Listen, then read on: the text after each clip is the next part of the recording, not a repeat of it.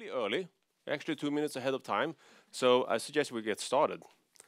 And I'm strictly instructed to take this in English, as I assume we also have a few individuals in here that are not that proficient in Swedish. Well, I will not ask. I guess that's a pretty non-inclusive behavior. So with that, let me start. And I have to start with just concluding the fact that every time I'm standing in front of a almost female-only audience, we have a few brave men in here as well. I'm really happy for that, especially happy for that. But every time it happens to me, even though I'm pretty used to speaking in front of public, it gives me a little bit of extra tension. And every time I'm thinking about the first time I really had that situation, it was about almost 9 years ago, I think. One of my sales managers, Marie Berner Moberg, and I know that a few of you in here know who that is. She was invited to an event like this. Not the same size of it, of course, but it was a local reseller organizing a women in technology event for like 8-9 years ago. And it was 250 ladies coming. And the undertitle was By Women, for Women. And Marie, she confronted me and said, hey, but hey, Stefan, I will of course happily go there and speak, but I mean, in the end of the day, you are still the problem. People like you, men in the 50s, you know, white male sitting on all the executive seats. So what's your opinion about this? And more importantly, what are you going to do about it? And we had an open discussion about it, and we decided to make a coup. So she accepted the invite, went up on stage, started with a very inspirational speech in a couple of minutes, and then she invited me up. And I have sneaked in incognito in the room, and I will never forget that moment, because it was actually, as in this room, but a few more heads in it. But it was an aisle in the middle, and I was walking up along it. It felt like going into a church for a wedding or something. And all of these people listening to me, and I was introduced basically the same way. So let's invite one of those 50-year-old wild males sitting as a stoppage to all of us and hear what they have to say. Stefan, come up. And I was walking up that aisle. And up on the stage, facing everyone. And I was prepared for that because I was planning to use it as my icebreaker. You know, get a bit of sympathy for being in this exposed situation, the only one of my kind in the room and all of that. And as I stood there on stage, and I know that I never forget it, because as I just about to start speaking, I realized that everyone in this room had experienced exact that sensation. And not once in their career, but probably every year. Maybe every month, every week, every day. When you walk into the room and you've been the only one of your kind.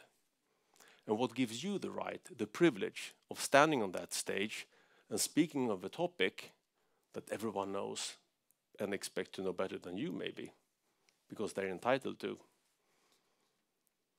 And that makes you feel that you need to say something pretty smart in that moment to justify the fact that you're standing there. And that, I think, is why almost 10 years later I feel still a bit of tension when I have this topic at hand and an audience like you in the room. But I have basically been a manager for 30 years of my life. I have been managing in different environments. I've been 10 years in the military and the rest of the time in the IT industry, different roles. I've also been working in the healthcare for a short while in a female-owned environment. I was in the military when we were men only. I was in the first year of military college when we allowed female officers in combat units. And I saw 4 brave females being quoted in along 300 males. And I worked in this industry for many years and seen a few things. So along that journey, I do believe that I have picked up a few observations that I would really like to share with you. And to simplify, I have created a list of 10 points. And there might be a few of you that have heard me talking about those before, and I apologize in advance. I hope that you will pick up that I have developed somehow in the presentation. Otherwise, this list is absolutely free for use. Please contact me on LinkedIn and just give me the list, goddammit, and I will happily share it with you and also have a conversation on how to utilize it if I can be in any help if you feel that might help you in your journey. And a journey it is, because creating an environment, an organization of inclusion, diversity, equality, and co-equality between genders, it is really a quest. A never-ending quest, I should add. And as all big quests and challenges and changes, it starts with one super important person that makes all the difference. You, all of us. It begins with you finding your internal flame and motivation. Because if you cannot motivate or really find that inner spirit that drives you on the topic, it will be difficult for you to inspire anyone else. So it really starts with you finding your motivation, but then also equipping yourself with the ability to articulate why, to share that flame with others. And when you do that in the topic of equality and gender co-equality, I think you can come from basically two different aspects that you could combine, but different for different people, you appeal to different things. For me, all of this started with the numbers, the outcome. Basically the fact that when you have teams, an organization, a group that consists of many different people, diversity, of course, if you work in an inclusive environment, you can create a higher value of output on creativity, innovation, and efficiency with the right leadership applied. There are innumerous of studies, proofs, evidence, examples that shows this. But it has done also so for decades. It's nothing new. We have known this for a long time. And it's not really enough. It drives people to a certain amount of change. But as this change begins with you and your ability to change, that's a pretty big inertia. And to move that obstacle, we also need the help of emotions. Getting under the skin of people in the organization. Standing out from the ordinary. Numbers will not change anyone, but emotions will. For me, I had this moment 8 years ago. I was attending a training, one of all numerous trainings of gender equality, inclusion, and stuff like that I have attended. And in this training, there was a video, a small commercial video for an American company. It's called Run Like a Girl. And probably a lot of you have seen it, where they interview young adults and they ask them to do certain things. And one of them is run like a girl. And all of them, men and female, make fools of themselves and start, like falling around, tripping, and making themselves fools in the attempt of not even running, but just doing something. Then they interview a group of 10-year-old girls and ask them the same thing. Can you run like a girl? And they run as fast as they can across the room. And the whole idea of this movie, of course, to challenge the question, what do we actually do with the mindset of our young people throughout puberty when you do something like a girl into the definition of a bad thing? When I came home that day and I was greeted outside my house by my daughter, who at the time was 10 years old. And I asked her that simple question. Emily, can you run like a girl? Kan du springa som en tjej? And she was running like the wind across the lawn. In that very moment, everything changed for me. It came under the skin. It became personal. It became the love of my daughter.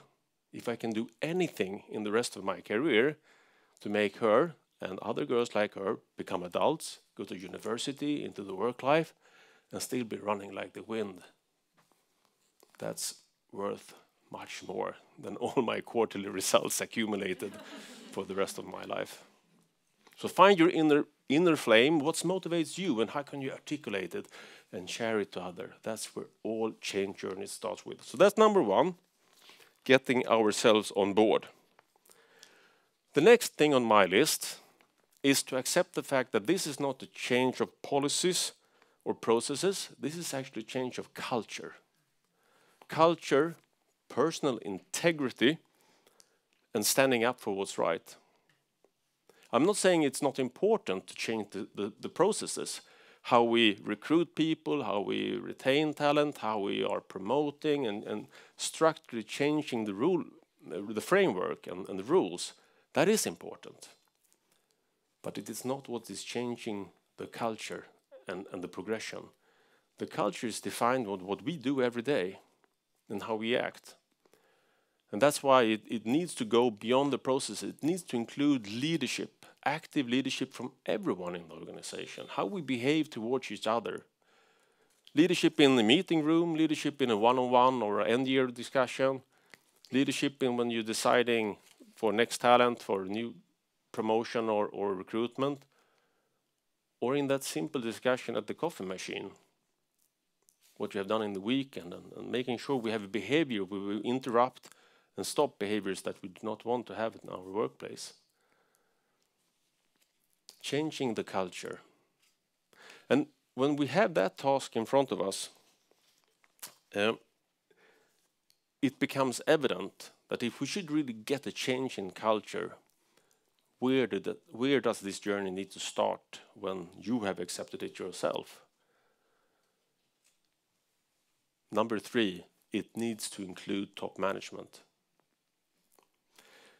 Or, I would say, the informal leader of the organization, but hopefully it is the same. The culture of an organization is in the length of the procedure always an echo of the real daily behavior of management or informal leaders. You can say whatever you want, but if you do something else, that is what's going to be the culture. The culture is described in many ways. Sometimes you talk about it's in the walls, det sitter i väggarna. And that is what we need to change for real, not just by labeling it differently, not by changing a process, but how we actually personally on all levels act, what we do, what we say, what we think, who we are. You can have I think a comparison to changing anything else in a company. If you want to change the business model and you have a CEO that is not personally embracing that change, would you keep him? This is a task that basically never can be delegated. And I have, throughout my last years, when I have spent more and more time on this topic, been approached by different people that have gotten a task in their organization to drive this change. Yeah, we want to be an inclusive workplace. We want to have more diversity. We want to have more females coming to our workplace. And my first question is always, what is the engagement from your management team, from your CEO or whoever is leading the platform that you're working with? And depending on the answer, there are different outcomes to be had. Because so many times we can see it, that this is delegated. Yeah, we should change these organizations, so can you take care of that? And I go on and continue my own work. I think this is a women in tech discussion. I think you can apply the same thinking about digitalization of organizations. When we're entering a digital arena and the banking is digitalizing all the processes, can we really have CEOs that wouldn't participate in that still prefer paper and pen and an old classic way of working? To drive change, we need inclusive behavior and participation and leadership from the top management. That would be my third point. The fourth point on my list is when we understand that this is about ourselves first and foremost and share that flame and fire. We conclude that it's about a culture change and we need to change this organization and everything that sits in the wall around it. And we have the management team on board, and the CEO himself is driving this project. He's talking about it in a passionate way on your gatherings and driving it. So how do we make it real? And the fourth point is that we have to accept that this is a long-term task that needs measurable targets and goals. As with everything we change, we need to measure it. We need to make it real. Talking about how you create a value platform, how you work with an inclusive culture, inclusive leadership, how you attract more talent that are looking and acting differently from what you have inside your company.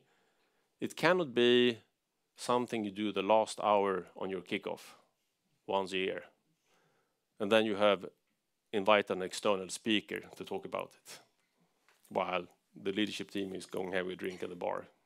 No, they probably would listen, but everything and applauding, and then you go back to normal.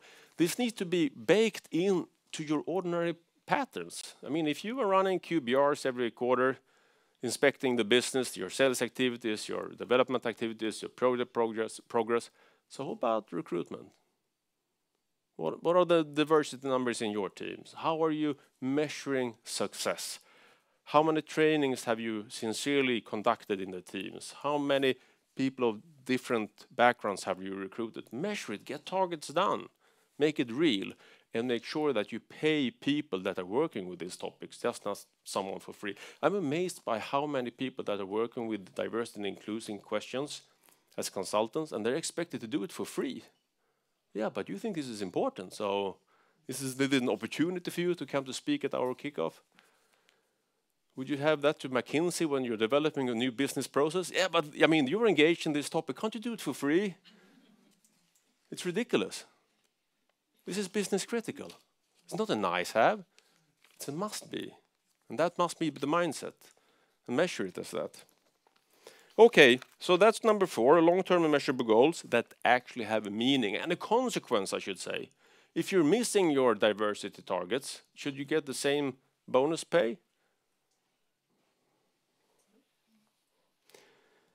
Number 5 is, and now I'm getting a bit engaged here, so I need to get off this warm. You might be convinced, and you might also think that this is 2023. So explaining to someone that diversity, gender equality is a necessity, why would I need to do that? I urge you to think again. In all change process, it is so important to emphasize the part of motivating, explaining, getting people on board, and eventually a critical mass of people supporting the change with their personal commitment to reach the tipping point of change. And you need to plan it wisely and make sure that you divert the right people to influence the right people. So for example, if you have the CEO running this, you need to make him or her spend time with the key people so you can start getting a line of ambassadors behind you. And when you do this, you need to also understand what is actually the obstacle for all of these people. You know what the common theme is in this area? It is fear. The fear of change, the fear of changing the patterns, the fear of taking away this culture that's in the wall and that is recognizing me as a classic product of the status quo. If we're changing all of that, and I'm suddenly exposed to the same challenges as everyone else, well, that is changing things for me, and maybe in a bad way. And I think it's not always enough to say that this is good for the company, this is good for the society, this is good for other people. Sometimes you need to break it down and have individual discussions and explain why is this actually going to make it better for your team and for you, and to get that personal commitment across your organization. Fear is the biggest inertia, and to overcome it, we need to explain also to the manly men that they are actually part of tomorrow's organization. Inviting others doesn't mean that you are less important. It's just that we are adding value and making a bigger cake. A growth mindset. We're halfway. And number 6, having all of this in place, when we assess the organization, it is easy to think about where do we start?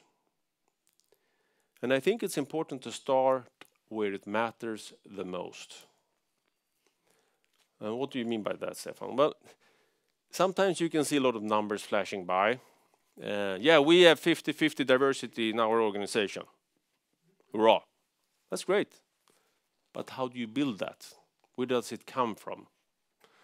Do you have 100% females in marketing, in HR, in administration, and none in pre-sales, R&D, core sales, or whatever organization is the core front of your organization. Where do you differentiate as an organization towards the market? Where are your most important differentiators in your organization? And what are your diversity in those areas? That is the key question. And by the way, having 100% females in HR is not a good thing. It is actually as bad as having 100% guys in the pre-sale team. So finding those areas of importance and focus your priorities where your impact will have most impact to the organization. And I think you have all noticed that getting that first female or male into a non-diverse group, it makes actually a huge difference. It's like people are just growing up. And behavior change, and you have a radical effect of just the first individual. But that is never sustainable, right? Because if you're only the one, you feel like I do now, very, very alone sometime and a bit exposed, and you need to be at least 30% to be sustainable. 40 is good, and 50 is our ideal, of course. But at least 30% to make sure that you have a sustainable presence of diversity in the team.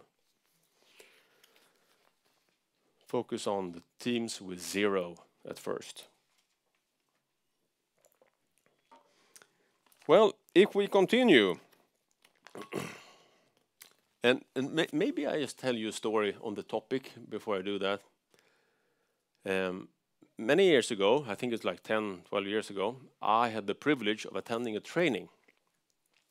It was the Swedish Board Academy that had this training for promoting more board members, female board members, and it was the government sponsoring this. The aim was to train 500 females in Sweden to be board ready or board certified. And then someone came up with the smart idea that maybe we should have a bit of diversity in the group, so they quotated a few guys in there, and I was one of the lucky ones winning a place. It was a fantastic training. We were in my class, about 35, 40 people. I think we were like 5 guys, and the rest females, mostly CEOs in all different kinds of business. It was really, really an educating session. And we had fantastic speakers training us. And one of these occasions, we had a guy representing an investment company in Sweden, one of those juggling billions and billions and billions of Swedish crowns. And he was fantastic.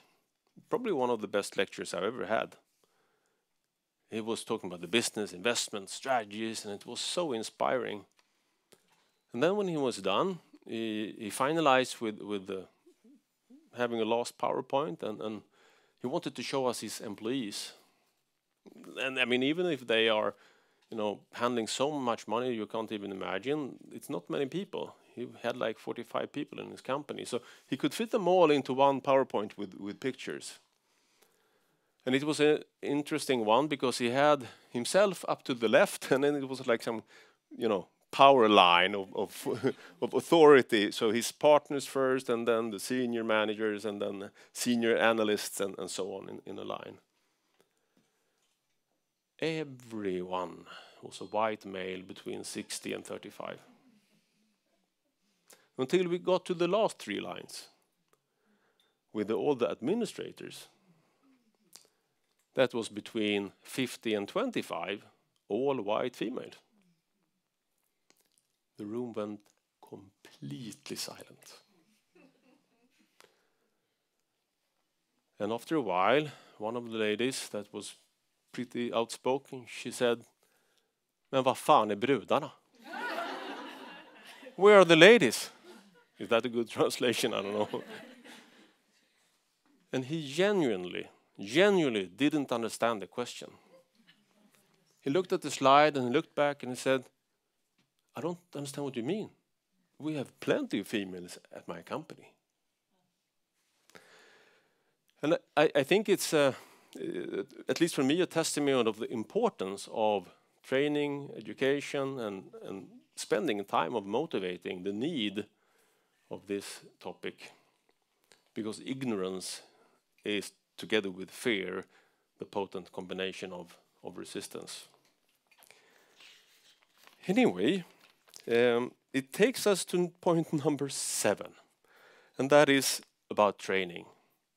Training and rally and motivate your managers from the top to bottom in the whole organization. It is through the leadership that you will drive this change. You need to get them motivated, follow the list, get them personally, fire on the question, train them, educate them, and then continue with everyone else. And why is this so important? Well, it's because it's about us and the way we behave, the way we help each other to change. And it is a difficult journey. It requires a lot of personal integrity and courage. Courage to stand up for what's right, even when you're not there. And that's about being brave, right? Do something that you're not afraid of. Not really being brave, just doing what you should. But it's when you feel insecure and not supported and maybe not even really sure, is this the right thing to do? Training on these topics, role-playing together, seeing scenarios, understanding patterns, that helps us also to engage in the topics and interact when things are not going the right way. And reminding ourselves and helping at the coffee machine, in the meeting room, and all of those different scenarios and places where culture is defined by our actions in everyday life. But training is really the counterpart or the main block in this. I am convinced that we need a lot of courage to do this. Personal courage and courage as organization. And the best way of building courage is to know that you're well trained and that you're doing the right thing and you identify the right behaviors or the non-right behaviors and can intervene and intercept. When we have trained organization, we have everyone on board, we are starting to rolling this out. We are also getting this diversity into the organization. We actually have meeting room now with a lot of different talent. People are speaking from different backgrounds, you have different experience, different viewpoints. Suddenly something will happen in your organization. And that is that you will have an increased number of conflicts. And the word conflict is a bit tensed, different in different cultures, I think. At least for me in my life of growing up, conflict has all been defined as something bad. Difference of opinion. Don't really know how to deal with that, and it becomes a bit cringe and stiff in the room when people have a difference of opinion and actually, saying that out loud. I think one of the key elements of getting an inclusive culture to actually work is to realize that you need to embrace conflicts. Because it is in the difference of opinion that the energy is actually hidden. When someone is speaking in a room, you have just said something and then someone said, but I may have a different opinion. And you have a completely different viewpoint and a different thing being positioned. How do you react on this when someone is not agreeing with you? Where do you spend your time? Preparing your own arguments? Or actually listening and trying to fully understand, why is this person saying something different? Why do we have a difference of opinion? Do I perceive it as a threat, or does it grow a curiosity within me? And I can see it as an invitation to actually learn something new. I think that growth mindset of growing my own knowledge by accepting the fact that I might be wrong and not being that alpha spirit I should pursue, I will win this conflict. It is my way or the highway. We experience all the time when you have a difficulty of accepting that you might actually be wrong in things. And I do believe that also in the pursuit of digitalization and AI, machine learning, what is the residual human value in this? I think it's our ability to walk into the room together, have a debate, be a bit chaotic, angry, sad, in love, I don't know, people reacting in strange ways, And when we do that, we accept each other, we listen to each other for what we say, and we really truly try to understand the whole angle of where are you coming from. When we exit that room, we might actually exit with something new that we have combined together that none of us had with us when we came in there. And I think that is the whole definition of a successful teamwork and the whole aim of inclusion and diversity. But we need to realize that conflicts are in essence not a bad thing if we have an inclusive culture that is built on a value basis that keep a few different questions out of the room. Not value-based questions, because we are in a workplace, right? We should focus on the stuff that we're working on and the facts. But embracing that and realizing also that an inclusive environment doesn't necessarily lead to greater results. It leads to greater results if we can apply a good proactive leadership, making sure we utilize all of these conflicts into something good. Otherwise, it can actually be chaos. Okay, my dear friends, we've talked about a lot of things. We have 2 points left on my list, but I would like you to sharpen your ears and move around a bit if you have gotten a bit tired, because these 2 points are as important as all of the rest together.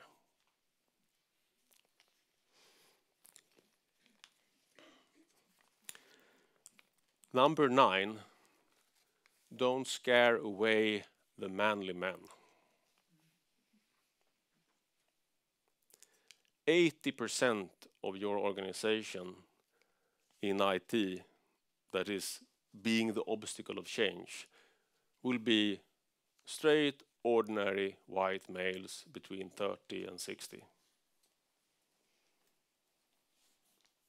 If you can change them just a little bit, it will be a huge leap for your organization compared to have a super hot flame of passion in change for just a few. So the question is, how do we get them on board? And I think one of those things that we need to do in order to get them involved is to appeal to them. What are they motivated by? And mostly classic alpha manly men are motivated by the opportunity to actually stand up for something and protect. And making sure that we can articulate the need of change and the fact that they do not need to be less manly. It has nothing to do with their manliness or their masculinity. It has to do with the fact that they should open their ears and listen to others.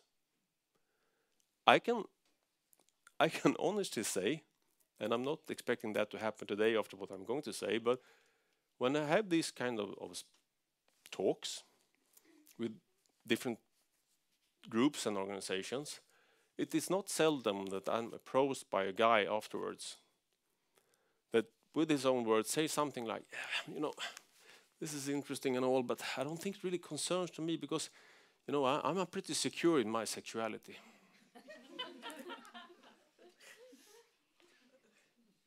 Okay? This has nothing to do with your sexuality. It's about you being yourself. It's about you standing up for the right for others to be themselves, to come to work as you are, the one inside, the one that you have been hiding in order to behave and act as the kind of person you think is accepted in this organization. That's the common message. Motivate them to stand up, be strong. We need more strong men that stands up for the right for themselves to be men, but also at the same time accept the opinion and include others. So we're not taking that away, we are adding abilities. And that mindset might sound provocative to some, but I think it's a reality. And we need also to sometimes think about how we communicate questions around inclusion, diversity, because there is not many times we see pictures or you know, in papers, stories about Sven Svensson, 52 years old. He has started to hire more females in his workplace. He has started listening to other people. He been more inclusive. That is not the heroic stories we see and we are met by in media, or when we are talking about this topic in events like this. It is more the real heroic efforts by a few individuals that have made a very brave personal journey in life. And there's a lot of focus on that topic. The truth is that might inspire 20% of your organization. But mostly, the majority of these manly men will not feel as they are included in that kind of discussion. On the contrary, it might actually increase the gap, because they don't want to be associated with anything of that. They want to think about, you know, I'm a manly man. I like females, I like football, beer, and that's like a threat to me. I think we need, all that are working with this topic, we need to understand that we cannot change the majority without including them. And that means we need to be a bit thinking about how we articulate the message. And moving the majority just a little bit will make a huge difference compared to have a very small but passionate team driving this themselves, because then nothing will actually change. I'm happy to have this conversation because I know it's a bit provocative sometimes, but I think it's super important. We cannot exclude the guys, and especially those loud, laughing, manly guys that you know who they're talking about, that just takes a lot of space. Those are the most important ones to change. And having said that, we're coming to the final and absolutely most important part of all. And that's point number 10. Don't be an asshole.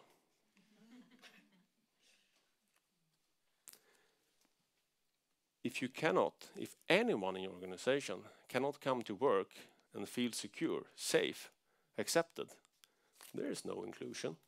There's no room for equality. In my 30 years as a manager, every single year, there had been some kind of an incident. Every year. Many years more than one.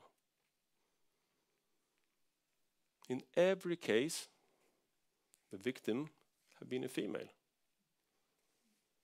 that had been verbally abused, minimized, or actually even raped by a colleague, a partner, a customer, but someone that you work with. Also, almost every time, the alarm bell of the incident that if it have happened, it is the victim herself that needs to call it. And that leads to some kind of a three-dimensional process of systemic humiliation, where you first are exposed at the event itself, being abused verbally, physically, or something is happening. And often, in the majority of the instances, this is happening in a room with others present. And no one is doing anything or saying anything. And the humiliation is coming from the event itself, but of course also the fact that everyone is looking at this, seeing you, and no one is doing anything. And you go home. And the evening, the second phase begins when you start questioning yourself, blaming yourself. Why didn't I say something? Why didn't I act differently? Why hadn't I prepared? Why didn't I do better? Why didn't I avoid this in somehow? And you start blaming yourself. And then, after a time, a day, a week, you finally need to go through the third phase. And then when you need to step into my office and explain what happened.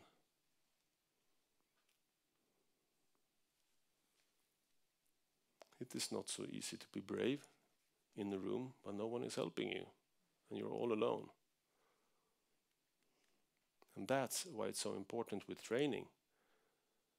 To help each other in role-playing, to experience scenarios, see the patterns, help to interact and intervene and support. To be brave. And for me personally, when I am in a situation like this, I don't need to be brave. I just act in my role. I have my costume on. It's my work. I can call the CEO and the other company where the perpetrator works. We can decide. And as in a case I had a couple of years ago, we had a young female aspiring leadership, abused by a partner. No one interacted. She felt really devastated. Escalated the situation. We can get a warning out to the other person. She feels seen. I'm happy about that. Also get credit, feels a bit comfortable because I really not really done anything. But in the weekend after,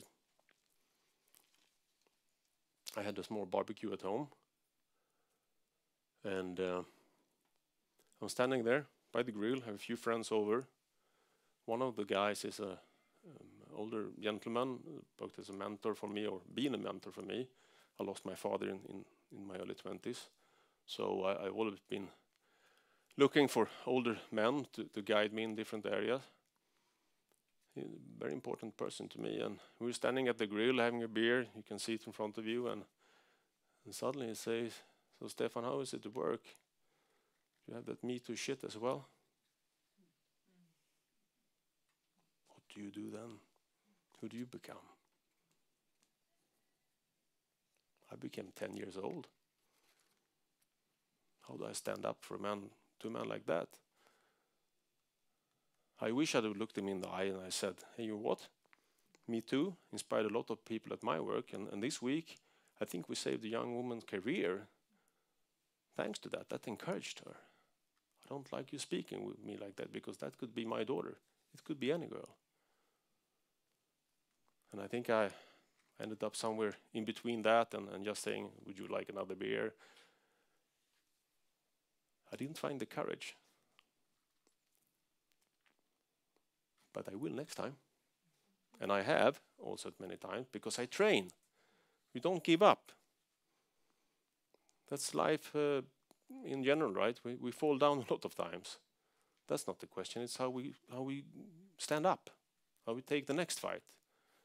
And that's why this quest, the long journey, it's so important that we stick together, that we train together, and we educate ourselves to recognize the pattern and encourage more people to stand up for what's right. Together, we will find more courage. And every time we do it, we get even more courageous. It's really, really a journey for us as individuals, but for the organizations we want to change. Whew. Okay, so that was basically what I wanted to share with you, my 10 list of tips. As I said, please join me on LinkedIn. Together we will be stronger. I am happy to share the list, but also happily to engage in conversation if I can help. At least 10 hours a year I try to spend on this topic, paid my employer, to make a difference. So if I can do that to you or your organization, I'm happy to do so. I also would like, before we end, just to introduce some of my colleagues. I also conclude that I have a few former colleagues in the room, but these are some of the ladies we have in the room. If you could stand up, please, from Dell. So we have, and this is basically because I would like you to reach out to these people and build connection, network, mentoring. Maybe you want to work with Dell, I don't know, whatever, or you want to buy something, whatever. But Hanna Wiedenberg, that's our pre-sale country lead for Sweden. So she's the expert in AI, machine learning, and all the other cool technology we have. And she's leading the top team of all our, real propeller hat deep technicians. So Hanna. We have Annika Grönström